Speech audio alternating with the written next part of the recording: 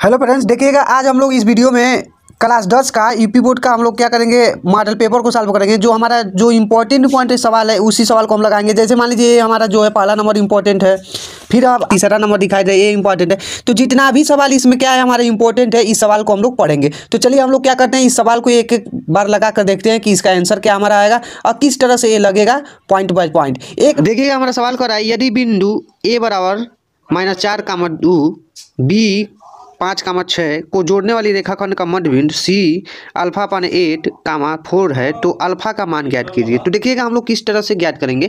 कह रहा था हमारा कि एक रेखाखंड है, क्या है, एक रेखाखंड है जो हमारा प्रारंभिक बिंदु क्या है, ए है, और अंतिम बिंदु क्या है, बी है। और ए बराबर हमारा लोग का दिया गया है 4, 2, ठीक है। और फिर बी बराबर दिया गया है 5, 6, ठीक। और कह रहा है एक हमारा क्या है, मध्य बिंदु दिया गया सी, जो हमारा अल्फा अपन के दिया है 8, के दिया है 4 दिया गया है, ठीक है। इतना हम लोग का दिया गया है। इतना मानने के बाद क्या करेंगे, इसको मानेंगे x1, इसको मानेंगे y1, इसको मानेंगे x2, इसको मानेंगे y2, और इसको माना जाता है x, इसको माना जाता है y। यहाँ से इतना करने के बाद क्या लिखते हैं हम लोग का पूछ रहा था कि रेखाखंड का मध्य बिंदु सी है तो अल्फा का मान पूछ रहा है। तो अल्फा का मान देखिए किस तरह से निकालेंगे। तो यहाँ से हम लोग लिखेंगे मध्य बिंदु का निर्देशांक। क्या लिखेंगे, मध्य बिंदु का निर्देशांक। जब मध्य बिंदु का निर्देशांक बराबर फार्मूला होता है हमारा, होता है x बराबर x1 प्लस x2/2।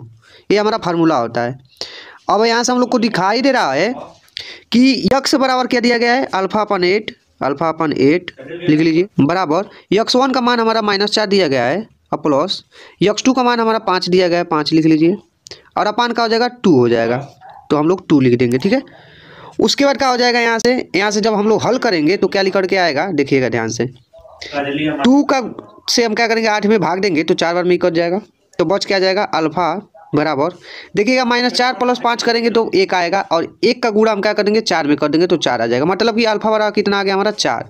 तो इसमें से हम लोग का जो आंसर हमारा है, इसमें से राइट आंसर क्या हो जाएगा हमारा, 4 हमारा राइट आंसर हो जाएगा। तो बी वाला हमारा राइट आंसर है। चलिए देखते हैं अगला क्वेश्चन क्या हमारा दे रहा है।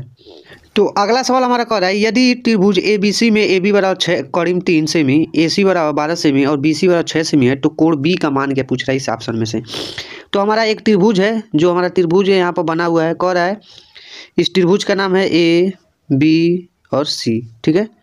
कह रहा है ए बी बराबर हमारा 6 करीब 3 दे रहा है, बी सी बराबर 6 सेमी और क्या है, ए सी बराबर हमारा 12 सेमी दे रहा है, ठीक है। तो समकोण त्रिभुज को चेक करने के लिए क्या करेंगे, लिखेंगे कोण का स्क्वायर बराबर लंब का स्क्वायर प्लस आधार का स्क्वायर। ये हमारा क्या होता है, पाइथागोरस फार्मूला होता है, ठीक है। हम लोग का दिया गया है उसको रखेंगे। तो हम बता दूं यहाँ से आप लोग कैसे पहचानेंगे कि यहाँ क्या है, कोण है हमारा।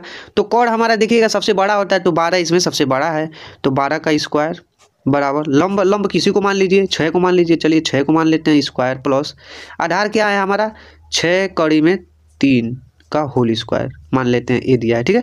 उसके बाद आगे क्या हो जाएगा, यहाँ से आगे हमारा हो जाएगा 12 का स्क्वायर 144 बराबर 6 का स्क्वायर 36 प्लस इसका करेंगे तो 36 और गुणे 3 हो जाएगा यहाँ पर, ठीक।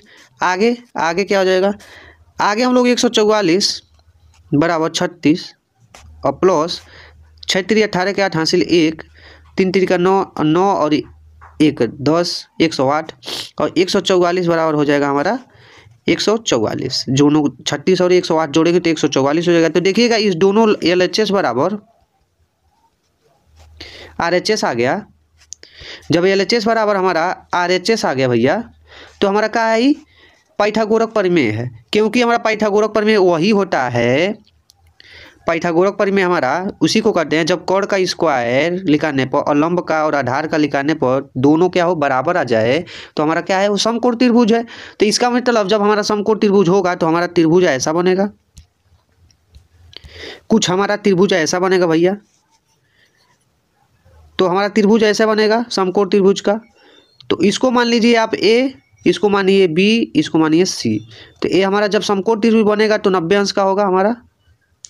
तो इसमें से हमारा राइट आंसर क्या हो जाएगा भैया, तो इसमें से हमारा राइट आंसर हो जाएगा आपका 90, हमारा क्या हो जाएगा राइट आंसर हो जाएगा। तो ए वाला हमारा क्या है राइट आंसर है। चलिए आइए देखते हैं अगला सवाल क्या है हमारा। तो अगला सवाल हमारा दिया गया है द्विघात समीकरण 3x² - 6 + 4 = 0 का विविक्तर क्या होगा। देखिएगा यह सवाल हमारा बहुत ही इंपॉर्टेंट है, हमें ऐसा पूछा जाता है 1 नंबर में विविक्तर निकाल के बताइए। तो देखिए कैसे निकालेंगे। यहाँ से जो हमारा समीकरण यहाँ पर दिया गया है 3x² - 6 + 4 = 0, यहाँ से क्या क्या है इसमें तो देखते हैं। हमारा ए बराबर देखिएगा यहाँ पर 3 है, बी बराबर हमारा यहाँ पर बी बराबर हमारा -6 है, और सी बराबर हमारा यहाँ से क्या है 4 है, ठीक है ना। उसके बाद क्या करते हैं, अब विविक्तर निकालने के लिए, विविक्तर मतलब डी का मान हमारा डी बराबर क्या होता है b² - 4ac हमारा फार्मूला होता है निकालने के लिए, ठीक है। डी का मान ज्ञात करना है तो डी को ऐसे छोड़ दीजिए। बी का मान हमारा कितना दिया है -6 का स्क्वायर -4 है तो 4 रहने दीजिए। ए हमारा कितना दिया गया है 3 दिया गया है गुणे, सी कितना दिया गया है 4 दिया गया है। उसके बाद देखिए क्या हो जाएगा, यहाँ से डी का मान ज्ञात करना है, डी को ऐसे रहने दीजिए। 6 का स्क्वायर करना 36 भैया, अब -4 चौका 16, 16 3 16 32 48 हो जाएगा।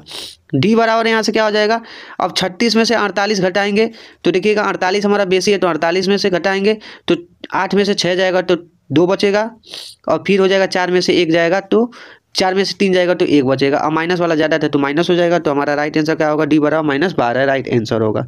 तो इस ऑप्शन में से हमारा क्या होगा, तो इस ऑप्शन में से हमारा डी वाला क्या होगा राइट आंसर होगा।